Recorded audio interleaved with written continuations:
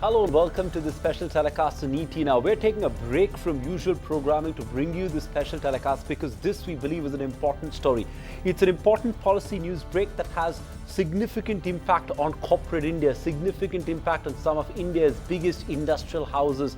It could change the way business will be done in this country. After some serious lapses of corporate governance in corporate India came to light, looks like the government and the market regulator are now reviewing the issue at hand. Breaking that big story is my colleague Supriya Srinivasan joining in live from the breaking news desk in New Delhi. Supriya, we understand the context of this decision, and of course Abhinav Das joins in as well from the newsroom in Mumbai. But to you first, Supriya, breaking that big story, we understand the context in which the government seems to have swung into action. Tell us, how is the government looking into sort of regulating the issue of trusts managing listed entities? So obviously this has been in the public domain for a while now, and we do know where it's emanating from. It has come in from these serious allegations that Cyrus Mistry has raised. But this is not a company or a group specific suggestion or idea that the government is weighing upon at this point in time. We've been given to understand from highly placed sources in the Ministry of Finance and also at SEBI that they are very concerned about these allegations raised, and which is why they believe it's time to step back and see how these trusts own, operate and control, at times almost 2/3 of the groups, like in the case of Tata's. So we've been given to understand at this stage that there's been a very preliminary discussion in the Finance Ministry, also at SEBI, to look into the whole maze of trusts, because some of these trusts enjoy significant tax exemptions. How do these trusts operate? Are they doing only charitable exercises? What are the funds being used for? Also, how do you, because in letter the law really is that you cannot share price-sensitive or stock-sensitive information with anyone outside of the board. How is that information reaching the trust? They want to keep morality, legality and all of that aside, but is this the right thing to do? And so there have been preliminary discussions in the Ministry of Finance. They want to look into the relationship that these trusts enjoy with boards and with listed entities. They also want to restrict the flow of information which is price-sensitive, which is stock-sensitive from boards of companies. Without it reaching investors, how could it reach another entity? Because any shareholder can tomorrow get up and say that I need this information just as much as the trust which does hold shares is doing at this point in time. I also think there is a thinking within the Ministry of Finance that charitable trusts need to be scanned right now, because a lot of the funds are not being perhaps used for philanthropic purposes. Of course, this is a very, very controversial subject. They don't want to touch it with a barge pole right away, so they're perhaps going to begin with trusts controlling and owning listed entities, and will perhaps then move to the end use of the money that the trust holds. Is that all for philanthropy? Is that all for charity? Because there are very significant tax exemptions that some of these trusts enjoy. The timing of this cannot be ignored. I understand this can never be, specific to a particular company or a particular organization or even a particular conglomerate, but the timing of this is important, isn't it? Help us understand at how advanced are these conversations that have happened so far. What has instigated the conversation within the Finance Ministry? Is it on the basis of a complaint made, or is it just suo moto that the government feels that there needs to be more policy clarity in this particular aspect?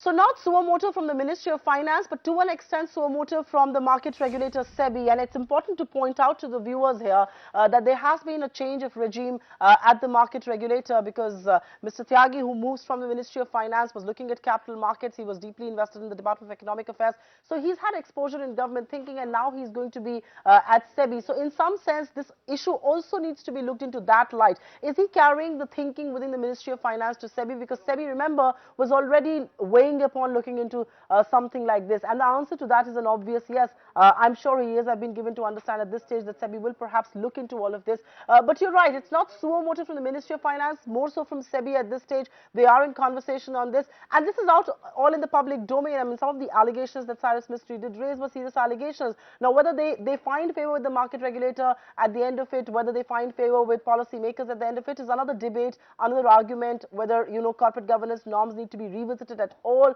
or they just need to be tightened, or perhaps there needs to be more communication on how they are followed both in letter and in spirit, because the law very clearly says that price sensitive information cannot be shared with people outside of the board, and still price sensitive information all across corporate India is shared with trusts or is shared with the promoter families, which is in contrast to what the letter of the law says, which is in contrast to the spirit of the law. So in some sense, yes, it has come in with the various instances that we have seen, which are completely out in the public domain, on people raising questions about how trusts and listed entities are operating, what is the kind of relationship they share, what is the kind of information that is being exchanged. So yes, it comes from there, but the shorter answer to your question is not so much from Ministry of Finance. They've spent considerable time discussing about this, I can tell you that, but they began to talk about it because of these instances that are being raised in the public domain, and of course the kind of points that SEBI did raise with them. Supriya, stay with us. Before we get to the way forward, I want to bring in Abhi just to sort of help our viewers understand the context of what's going on. This is a significant move by the government to look at some sort of a regulation of the governance structure of trusts, if we were to put it simply. Abhi, for the benefit of our viewers, if you could help us understand what were the issues raised by Cyrus Mistry in the context of that bitter spat between between the Tata Group and Cyrus Mistry. Of course, these are allegations that have not been verified. These are allegations that have not been proven, and various regulatory agencies are looking at it. But specifically, what are the issues that those allegations raise up from a broader point of view of corporate India and governance in general? Well, Sandeep, the main issue was regarding violation of insider trading allegations, because if you look at the insider trading norms today, no sharing of information is allowed with a person who's not a member of the board. Now, in a situation like this, we have the trust. For example, if I turn to the Tata Group and the kind of allegations that were raised by Cyrus Mistry, many information which were stock sensitive were of course passed on to the trust, to members of the trust. Now, there is also a question here, because I was speaking to some experts here.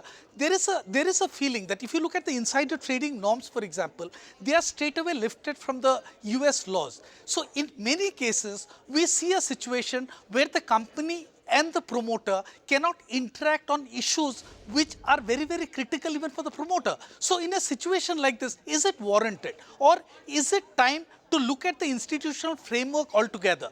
Because when Cyrus talks about how he had to share strategic information with Tata trustees, or for example, whether he is answerable to the chairman of Tata Trust. For example, when Ratan Tata was the chairman of Tata Trust at that point, and the group companies were managed by Cyrus Mistry, was Cyrus obliged to share stock sensitive information with someone who's not a member of the listed entities? So to that extent, it raises a very valid question whether we also need to take a relook at the listing norms, because these insider trading norms which are there, they are very, very stringent, and as far as the current norms are concerned, the chairman cannot convey or cannot share such information with any outside parties, even if the trustee is a member or is a shareholder, a large shareholder that too, of a large business group. Right. Let me toss it then to Supriya. Supriya, what's the way forward? Because obviously there are some norms as far as insider trading is concerned. Should it not be left to individual companies to sort it out, to have strong governance structures? Is there any role for the government at all in this? At a time when the government is talking of minimum regulation, is there scope for government to intervene as far as governance structures are concerned? Could it only add to the confusion and chaos? I'm glad you asked that question, because this is a very fine balancing act that any policymaker will have to do. Do you add to regulation? Do you over-regulate? Because there is a chance that you could choke funding for some of these trusts. And remember, some of them do great philanthropic work. Even Tata Trusts, for example, they do really good stuff in whether it's in healthcare or whether it's in education, whether it's in science and technology. So, you do risk choking some of the funding for these trusts. Should you do that at all? Because there is big philanthropy then at stake. Or should you just sit back there and let norms be violated? Because, it is no common secret that information does get exchanged, and that information can perhaps be misused. A lot of people view this as a question between morality and illegality, but if a law is being broken, then it's illegal, and there are no two ways about it. The way forward really will have to be what the market regulator decides on this stage. And I asked people in finance, and they believe that it is going to be based on what the SEBI recommendations are. But the fact that the Ministry of Finance is thinking about it, the fact that they've spared time, the fact that they've had preliminary discussion means that this is an issue that has gathered mind space in the minds of policymakers.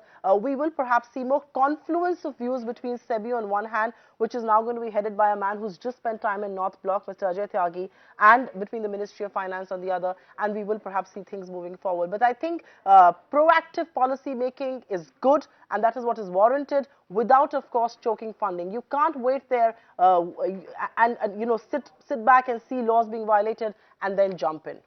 We've got two experts joining us live in this special telecast, but before I go to them, Abhi, again, for the benefit of our viewers, help the viewers understand what is the incentive for a lot of companies to have such a governance structure, to have this sort of trusts, a charitable trust, have significant ownership of listed entities. Is there an incentive at all? What is it?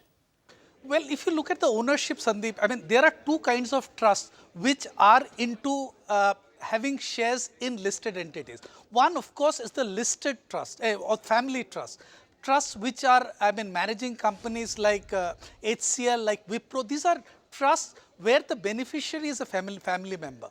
Now, we are talking about charitable trusts, which enjoy lots of tax exemptions, which are actually getting lot of exemptions in terms of PAT, in terms of dividend distribution tax. So these are accountable in a way to make sure the kind of tax benefits that are getting, they should not be trying to fritter away the kind of gains they are making by doing things which are not in accordance with the regulations. Now, if you look at the insider trading norms, it is very, very clear, and there is no room for ambiguity on that. Now, the question is whether charitable trusts, how do you get to a structure where charitable trusts remain the owners of a large group like the Tata Group, but they don't get to hear about anything which is stock sensitive. Now, the point is, any promoter will also have his vision about the company. How does he share his vision with the management? So these are things which are important. But yes, as things stand at this point in time,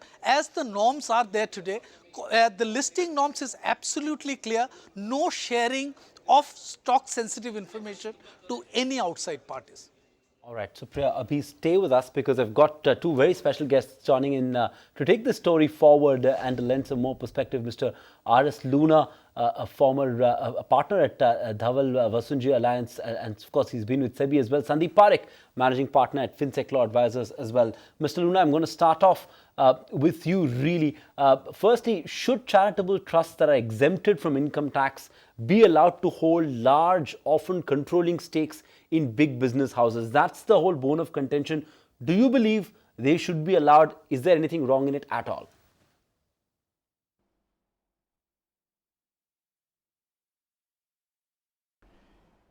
I believe as of now, the law is already changed. The charitable trusts are not allowed to have the controlling interest. The existing trusts like Tatas or Birlas in the old companies, I believe they are continuing to have that controlling interest. But as of now, otherwise the charitable trusts are not allowed to have the controlling interest. But the point is that whether they should be totally debarred from taking any kind of equity shares in this company, because the conceptually, if you look at the equity holding in a company, one is tended to say that it doesn't match with the charitable functions of the trust, So the holding of equity in a business company doesn't go well with the charitable purposes of a trust. So the trust should not be allowed to hold the equity shares in the companies. That is the concept. That is why these benefits are not available now to the charitable trust when they want to make investment in the companies as such. But holding these shares from the point of view of corporate governance or the SEBI regulations, I think that is a separate area, because as of now, even the corporate governance norms which SEBI has laid down do not permit that any kind of unpublished price sensitive information should be shared by the company with the charitable trust who is having a controlling interest in the company.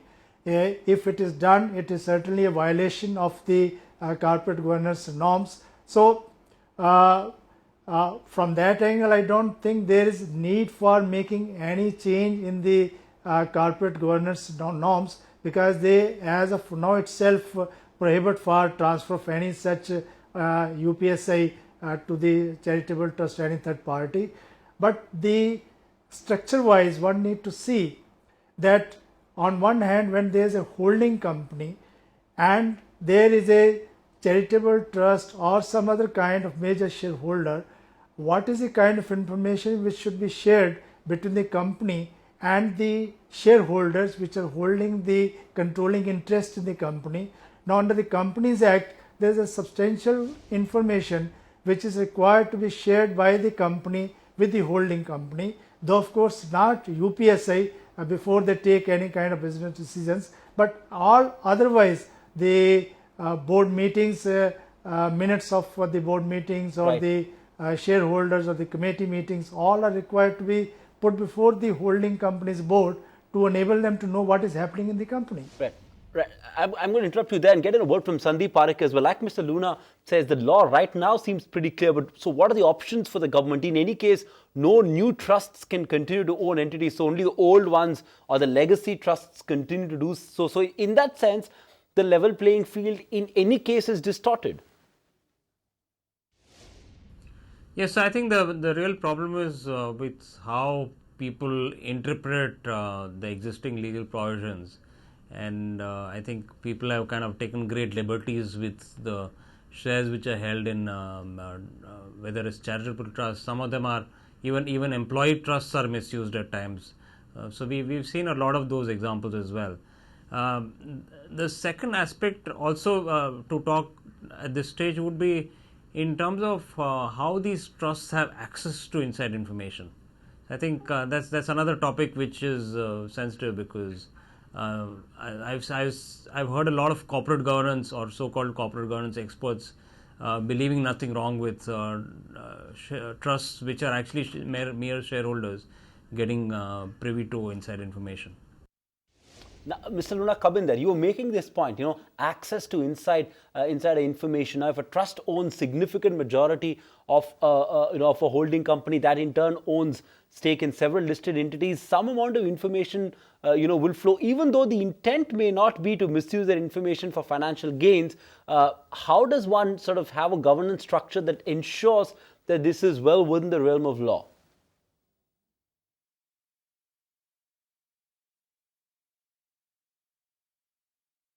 Well, as of now, you see, as the law is, each company is a separate legal independent entity which is different from the shareholders.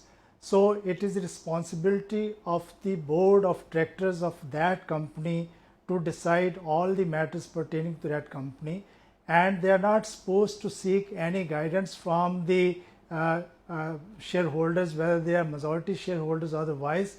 So going from that concept which the law has laid down, the question of sharing any kind of unpublished price sensitive information with the major shareholders prior to the decision which is taken is not permissible.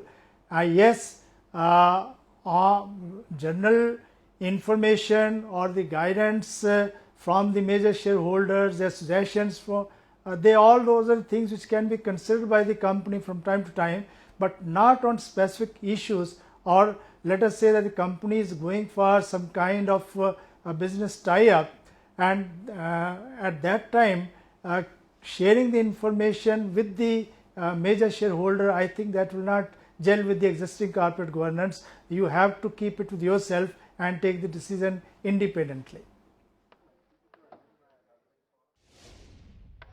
Indeed. Just hold your thoughts there, because I know Sandeep Parekh has a view on this as well. And Sandeep, come in on that. You can share general information, but not specific information on deals and other things like that. What do you believe? When does sharing of information become wrong?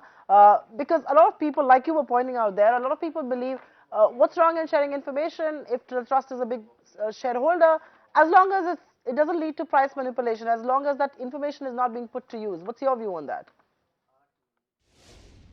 No, so again, these are probably kind of legal codes of 10 or 20 years back. The current law is extremely clear, and I'm not talking about immorality or morality. I'm talking about very clear black and white legal provisions which make it illegal to share information outside of the fiduciary setup of directors and insiders who require that information to carry out their roles as directors or top management.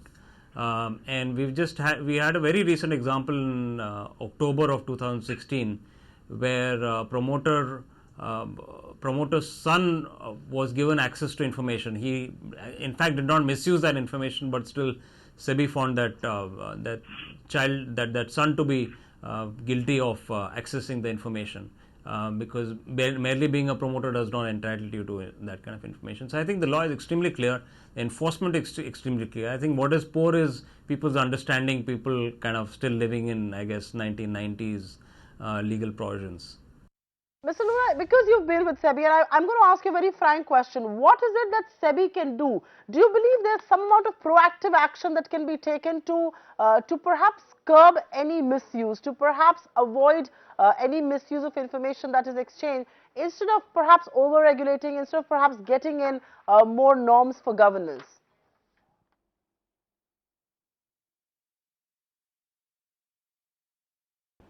No, I would say that as of now, whatever the corporate governance norms have been laid down by SEBI, they are taking care of this fact that the unpublished price sensitive information is not shared with anyone who is not entitled to that information. That is a preventive action. And now if somebody violates that, then the only option left to the regulator is to take the enforcement action. I don't see anything beyond that which is possible. Sandeep, there's one risk over regulation because like you said, the law is pretty clear in black and white. If material information is shared, provided someone is using that to manipulate stocks, that's when you get into sort of the gray area.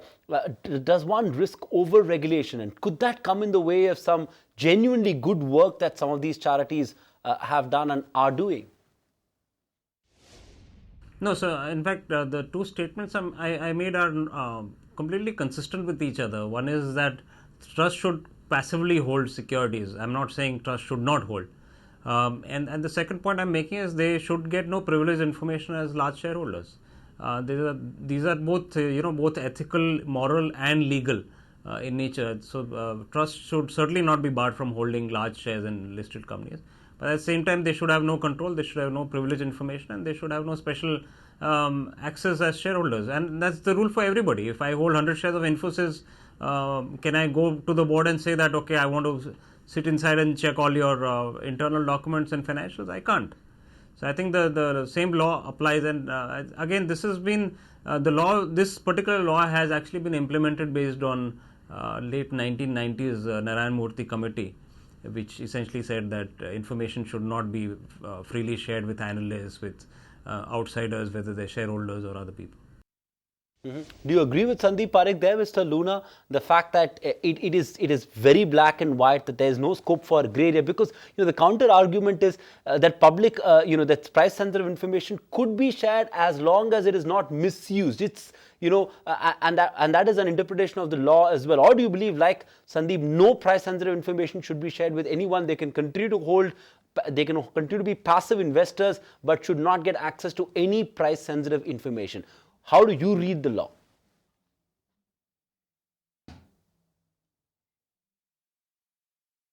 No, according to my understanding, you cannot share the price sensitive information with anyone who is not entitled to this. If you are sharing this, you are violating the law. It's immaterial whether that information is used by that person or not, because so far as your obligation is concerned, your obligation is that you should not pass on this information to someone who is not entitled to this, and you are violating that obligation, so you are liable for that. Right. Mr. Luna, hold your thoughts there, because there are very many suggestions that are out in the public domain, and one of the suggestions is why not restrict the equity held by trusts and listed entities. Sandeep, want to pick up your brains on this one. Do you essentially agree with this kind of a suggestion being made? Because the counter argument to that whole point is that if they're not going to hold stake in listed entities because equities give best returns, holding in bonds or other instruments may not serve the purpose. No, so I don't subscribe to that point of view, because again it's a very old point of view, 1950s point of view, that trust should hold only the safest of securities like G-Secs and AAA rated bonds. But we've seen, over the past 20 years, we've seen so many examples of people investing in ultra safe securities which give some returns, but in fact after inflation they give negative returns. We are actually doing a lot of harm to charities and the end beneficial owners, the people who receive the charity amounts, if we force these trusts to invest only in AAA rated or government securities. So I believe these entities should be allowed to hold securities of listed entities. Let's get closing comments from our panelists. Running out of time, Mr. Luna, to you first. Do you agree with Sandeep's view there that trusts should be allowed to hold equities? It's unfair to expect them to do charity on the other hand and not let their money appreciate the way any other investment would. And also, given the scope for various types of interpretation, is there a case for the market regulator to now spell it out clearly in black and white for everyone to understand and implement?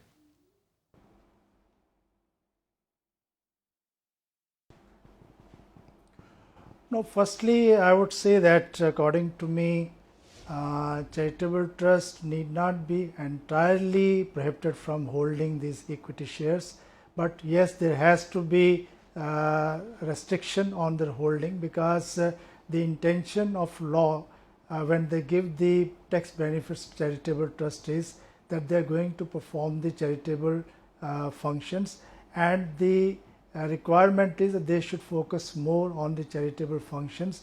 It should not happen that somebody is just for namesake as a charitable trust, but actually they are making investment in the commercial ventures. So then it's not making any difference between what the commercial venture is and what the charitable functions are.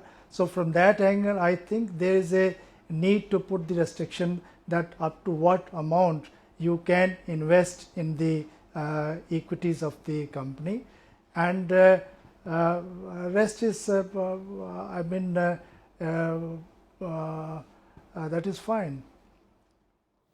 Sandeep, last word from you. Do you believe it's time that the market regulator and the government put it in black and white on what information can be shared with trusts and what needs to be withheld? Because it's, even if you take it beyond trust, look at what's happening in Infosys. At the heart of the whole issue is how much of information should the board share with founder promoters who are minority shareholders? Can they share any information with them that they cannot share with other financial shareholders? So should there be clearer sort of norms, clearer regulations, so that it ends the ambiguity as far as governance structures is concerned? No, so I think, as I said, the legal position is clear. Maybe there can be more communication. And that's not unique to trust. Any shareholder can never have any special information unless that shareholder is maybe, let's say, part of top management. Let's say promoter is the CEO or an MD and or chairman, and then certainly he or she would get access to privileged information. But I think the legal position is quite clear, except to people who don't want to know the legal position. For them, of course, they'll find ways to get information which they're not entitled to get. All right, Sandeep Parekh and R.S. Luna, thank you so much for taking time out and joining us and analyzing that big news break right here on ET Now. But before we wrap this special telecast, I want to toss it back to Supriya Srinath, who broke that big story right here on ET Now this evening. Supriya, the one concern that a lot of people would have is what could be the scope of government action? Like our guests pointed out as well, the law right now prohibits new trusts from holding equity in listed entities. So it's an exception that's been made for some of these legacy trusts who've largely been around for years and decades and done some outstanding work. Is there a possibility that the government might might sort of clamp down on that ownership structure as well? Because that could have significant impact on, say, the Tatas, the Birlas. Is that something that the government could also look at, or do you think that's outside the consideration set right now? So good question. I mean, a very interesting point that you're raising there, Sandeep. But I just think you need to step back and see who are the old trusts that have been allowed to continue, the biggest business houses in India, whether it's the Tatas, the Birlas, some of those, that league of business houses in Indian industry. Should the government clamp down upon them? I think the answer to that has to be an obvious no, because policy making is always a balancing exercise. You've got to come back with the bitter medicine, but with some amount of soothing. So I don't think it can happen in one shot, one time, even if the government decides to put its mind to this, maybe a phased approach. But many people believe that disturbing that structure is also going to choke some amount of funding for philanthropic work that some of those trusts do. And like the Tatas or Birlas, they're doing some commendable work all across India. So the government wouldn't want to, and especially at a time, when they're talking about more CSR and things like that, they wouldn't want to be seen as clamping down on that. I think what the government will perhaps take cognizance of is that there needs to be more communication. Perhaps rules need to be reviewed in terms of making them more black and white, leaving no room for interpretation whatsoever about information being shared. And now that a lot of these instances are out in public domain, that's rampant and happening all across Indian industry, the government can no longer turn a blind eye to this. So there will have to be policy intervention. But like any policy making, this one also will have to be a fine balancing act. I don't think the government would want to go out there and disrupt the field, so to say. Many people will say it's not a level playing field because the new guys cannot do it and the old bunch can. But I don't think the government is in a mood to disrupt at this stage. They cannot turn a blind eye. They will have to intervene, but intervene in a way where things can progress, norms cannot be flouted, and philanthropy can still be carried on. All right, we'll leave it at that. Supriya Srini is breaking that big story on the government looking at governance structure of trusts and having had preliminary conversations with the market regulator. The ball is now clearly in the court of SEBI and its new chief, Mr. Tyagi, to take some action one way or the other. All we can say is that it has to be done. Keeping a fine balancing act really is what is needed to ensure that that better governance comes in as far as trusts are concerned, and yet the structure of enabling trusts to do the kind of charitable work that they've done continues. Thanks for watching this special telecast, and keep it with ET Now. Up next is Startup Central.